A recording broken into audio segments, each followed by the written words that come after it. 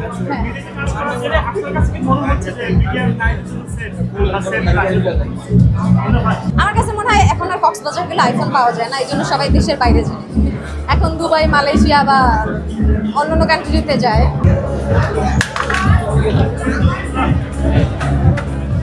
আমার কাছে মনে হয় যে মিডিয়াতে কেউ কাউকে ফোর্সফুলি কিছু করে না, গিভ এন্ড টেকের অফার দেওয়াটা খুবই নর্মাল। একজন পুরুষ একজন মহিলার প্রতি অ্যাট্রাক্ট হবে বা একজন মহিলা একজন পুরুষের প্রতি অ্যাট্রাক্ট হবে, ইটস ভেরি নর্মাল।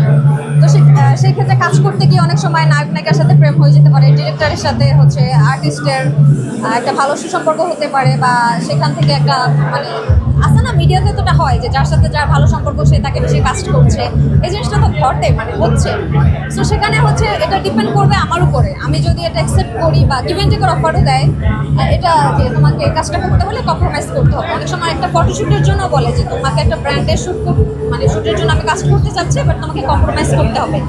এখন এটা ডিপেন্ড করবে যে আপনি কম্প্রোমাইজ করবেন কি করবেন না, ঠিক আছে? আর আমার কাছে মনে হয় নিজের মধ্যে ট্যালেন্ট না থাকলে, নিজের মধ্যে ক্যাপাবিলিটি না থাকলে আসলে তারা আসলে হারাই যায়। তারা মনে করে যে আমি তাড়াতাড়ি করে উপরে উঠে যাবো, আমি মানে অনেক জায়গায় অ্যাভেলেবেল হয়ে যায়, তারপর দেখা যায় যে কিছুদিন পর তারা মিডিয়া থেকে হারিয়ে যায়।